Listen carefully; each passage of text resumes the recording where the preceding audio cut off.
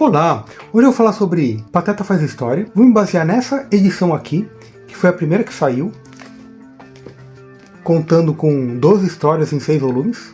E essa história do Pateta, esse arco do Pateta, foi o que mais a Disney republicou aqui no Brasil, pelo menos pela editora Abril. Antes dessa edição aqui teve algumas almanacs Disney e Zé Carioca, Tio Patinhas, que publicaram histórias. Depois foi lançado nessa compilação aqui com 12 histórias, em 6 volumes. Depois fizeram naquela Disney especial, depois fizeram uma série extra em tamanho grandão, que é um formato magazine. Depois fizeram uma em 20 edições com mais de 50 histórias. E depois fizeram ainda aquela Disney Luxo, com capa dura, tal, que era a edição definitiva. E tem umas curiosidades sobre o desenhista, porque o desenho disso aqui é muito bom. Tem umas curiosidades sobre ele, assim, que eu acho que são interessantes. E também uma história que foi publicada apenas uma vez na Zé Carioca e nunca foi republicada em uma das outras edições que se dizem com obra completa, edição definitiva. Então eu vou falar sobre tudo isso aqui, mas deixa eu me apresentar. Eu sou o Márcio Batista, do Grupo Teatro Luau Cultura, e toda semana eu faço para algum quadrinho. Quando da semana é o Pateta Faz História. Então eu falei que eu vou me concentrar nessa aqui, que são 6 volumes, só que eu queria passar também por todas as outras que já tiveram, Eu falei que antes dessa publicação, da década de 80, foi publicado em 78 na Almanac Disney, então algumas Almanac Disney que publicaram, e foi publicado também na Zé Carioca. Na Zé Carioca 1471, que foi em 1980, foi publicada a história do Roberto Fulton. Roberto Fulton foi o criador do barco a vapor, e também foi um dos engenheiros do Napoleão. Então ele nasceu nos Estados Unidos, depois ele foi para a França e tal. Então essa história do Pateta conta isso, e ela só foi publicada nessa história do Zé Carioca. Depois, na edição definitiva, que são 5 edições, que tem 38 histórias, não foi publicada do Roberto Fulton. Nesta outra aqui, essa aqui tem 20 edições.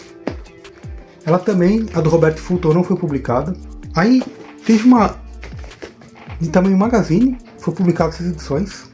E tem uma coisa muito interessante que tem neste primeiro arco aqui, que foi publicado na década de 1980 e 81, que não tem nas outras edições, que é uma introdução brasileira. No começo de cada história, está o Mickey e o Pateta conversando sobre o personagem em questão que vai ser apresentado. Aqui, por exemplo, é o Rei Arthur e o Galileu. Então olha só, eles começam a conversar sobre o Rei Arthur. Então o Mickey e o Pateta conversam. Então nesse diálogo tem todas as indicações, de quem foi o Rei Arthur e tudo mais, quando ele foi escrito, qual que é o mito arturiano. E depois começa a história.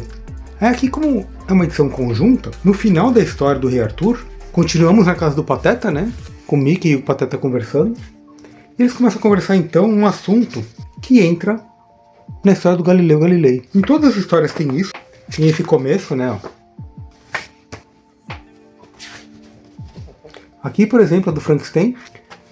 Mickey e o Pateta vão pro cinema. Eles começam a conversar sobre o filme que eles vão ver, que é um filme de terror, que o Pateta ajudou a produzir. Aqui é o ator que fez o Frankenstein, o monstro. E eles começam a conversar sobre isso aqui, então começa a história. Mas toda essa conversa que eles têm, eles embasam o personagem que vai ser tratado. Então nessa edição aqui, por exemplo, tem um começo falando sobre o Frankenstein. Então tudo que é conversado aqui, lá naquela outra edição, é o Mickey e o Pateta dialogando sobre esse texto aqui. Então isso aqui é bem interessante, Infelizmente não foi republicado em nenhuma das outras histórias, porque aqui já começa diretamente com a história em si. Aqui tem uma coisa curiosa, por causa das cores da diagramação dessa edição aqui. Eu não mostrei também o tamanho das edições, A edição definitiva que eu não tenho era desse tamanho aqui, feita em capa dura, que era a Disney Luxo da Abril. O formatinho, tá vendo? Era bem menor. Só que aí a Abril ela publicou essa aqui também, que é bem maior, tá vendo? Essa outra aqui, que é maior que o formatinho. E aqui, olha o formatinho e essa outra do Pateta. Então ela é um pouquinho mais alta. E essa aqui, ela tem o mesmo tamanho de altura, tá vendo? Só que ela é mais larga. Tem mais algumas curiosidades que eu queria comentar. Aqui, embora seja da editora Abril, as cores são diferentes. A impressão da Abril, eu acho que era uma das melhores que tinham na época. Eu tenho edições da Ebal, da Abril, da RGE, da Globo, se bem que a RGE e a Globo é a mesma editora, da Block, e nenhuma delas se comparava à Abril. A Abril era muito superior. Eu acho que a segunda melhor era a Ebal, mas a Globo, a Block, elas não se comparavam com o sistema de impressão da Abril. Mas aqui, nessa publicação, as cores estão diferentes desta aqui. Eu acredito que nesta aqui as cores são originais. E essa aqui, a Abril, ela modificou as cores para ficar melhor, porque era papel jornal, Então, para o papel não chupar muita tinta, eles fizeram algumas alterações. Umas alterações mais visíveis, por exemplo, é essa aqui, ó. Tá vendo que esse personagem aqui, ele tá com um lenço na cabeça? O lenço é branco com bolinhas vermelhas. E nessa aqui, ó, as cores originais eram vermelhas com bolinhas brancas. Mas não é só isso que tem de diferente. A gente vê aqui na capa, por exemplo, ó. O Pateta e o Mickey estão com as caras de cor da pele. O monstro também. E até esse assistente aqui também tá com essa cor da pele. O Pateta tá com todo o avental roxo com as luvas roxas. Só que na edição, dentro da edição, ó, o Mickey e esse outro fulaninho estão com o rosto branco. O Pateta também tá com o rosto branco e as vestes eles são brancas e só as luvas roxas. E até o monstro, ó, tá com a cara branca, tá vendo? E nessa edição aqui, olha só, a veste do Pateta é roxa, não é mais branca. A cara dele também é colorida. A cara do Mickey também é colorida. A cara do monstro, tá vendo? E até do assistente. São todas coloridas. Então eu acredito que a Abril ela mudava as cores, tirava a saturação para ficar melhor impresso nessa edição aqui. E é curioso porque eu acho que essa edição aqui as cores estão mais bonitas do que a original. Curioso, né? E aqui tem uma outra coisa que eu acho muito interessante desse Urteaga, que era esse desenhista argentino. Além do desenho dele ser muito bonito, a quadrinização dele é muito boa. Ele faz aquele efeito deluxe em muitas páginas, sabe? Olha aqui, por exemplo. Tá vendo? Ó? Estão descendo a escada. Então eles conversando aqui, conversando aqui. Então não tem requadros assim. Tem esses balões de foco. Ele vai aproveitando a arquitetura do local para dar forma aqui de novo, eles descendo a escada e conversando, tá vendo? Então isso aqui é um efeito De Luca. Para quem não conhece, eu já fiz um vídeo no canal falando sobre o De Luca. Eu vou deixar um card aqui, que eu falei sobre esse quadrinho aqui do Gianni De Luca. O Gianni De Luca era um quadrinista italiano, que nessa obra aqui ele faz algumas obras do Shakespeare, né? Por exemplo, olha só. Aqui o Hamlet está andando pelo cenário. Tal qual, né, o Mickey e o Pateta naquela escada. Então olha só aqui uma cena maior, né? Então todo o cenário e os atores eles passam pelo cenário sem requadro algum. Eu falo sobre isso nesse vídeo que eu fiz do Gianni De Luca, porque aqui parece muito que ele faz isso para se aproximar ao teatro, né? Porque é como se fosse um palco, os atores passando pelo palco. Então isso aqui é muito interessante nessa obra. E tem muitos artistas que começaram a trabalhar com isso, né? E foi dado o nome Efeito De Luca, porque acho que foi ele que mais trabalhou com isso, né? Ele que meio que aperfeiçoou esse estilo. E aqui esse Hector Urteaga, ele faz muito isso nos quadrinhos. Aí só para falar um pouquinho mais do Gianni De Luca, nesse quadrinho aqui, Asa Noturna, que eu fiz nesse vídeo aqui, também vou deixar os cards aqui, é sensacional porque nesse quadrinho o Bruno Redondo ele trabalha, né, com Asa Noturna, só que ele faz de um jeito estupendo, porque se você tirar as páginas e colocar uma do lado da outra, é como se fosse um painel enorme, então é apenas uma cena inteira, um quadrinho todo. Cara, e isso aqui é muito legal, a história é muito boa. Inclusive no vídeo que eu fiz, tem uma animação, né, que eu peguei de um canal gringo, que é o Comic Troops, que ele fez uma animação com todas as páginas mostrando, né, então eu passo isso aqui também, eu dou o crédito, né, de quem fez e tal. Então assiste lá que isso aqui tá bem legal. Mas voltando pra cá, essas histórias do Pateta são muito boas. Nessa coleção, são 12 histórias, todas desenhadas pelo Hector Urteaga. Então ele brinca muito, né? Você vê que aqui tem até uns requadros, só que ele brinca muito com a arquitetura, né? Com os personagens se movendo ali. A quadrinização é muito boa. Então aqui, olha, ele usa essas abóbadas do castelo como requadro. Aqui tem uma cena muito interessante, que é essa aqui. Aqui nessa edição, eu acho que eles não usaram a diagramação certa. Porque a gente vê nessa página aqui, o Pateta faz um negócio que faz o bafo voar, e ele cai pela janela aqui, tá vendo? Mas, nesta aqui, a diagramação é diferente. O Pateta fazendo bafo cair pela janela tá nessa página aqui, então você tem que virar a página. Então ela tá muito mais interessante. A leitura eu acho fantástica, porque você vê o bafo caindo aqui, ó. Embora a gente veja que cai aqui, assim que ele tá caindo, a gente vê que ele tá caindo, esse quadrinho chama atenção. Tá vendo que ele puxa a leitura? Então você vê que ele caiu, mas você já vem pra cá, e nessa próxima, o Pateta tá aqui olhando de cima, o bafo lá embaixo, que ele caiu no rio, né, nesse lago aqui, no castelo. Então essa vista é muito boa, né?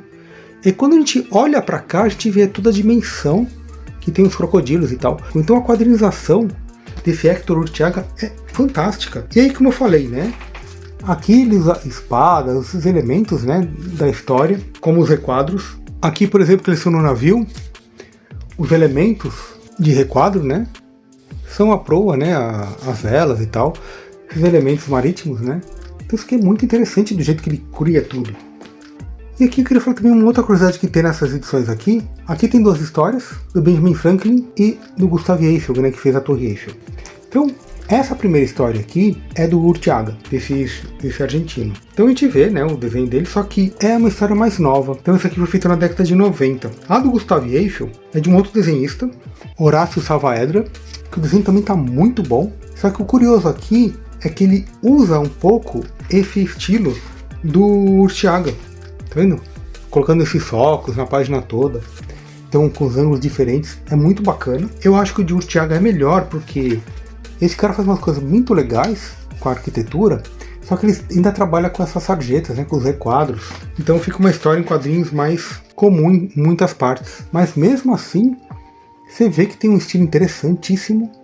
E essa história também está muito bem desenhada. Então isso aqui é uma série de histórias que realmente valem bastante a pena.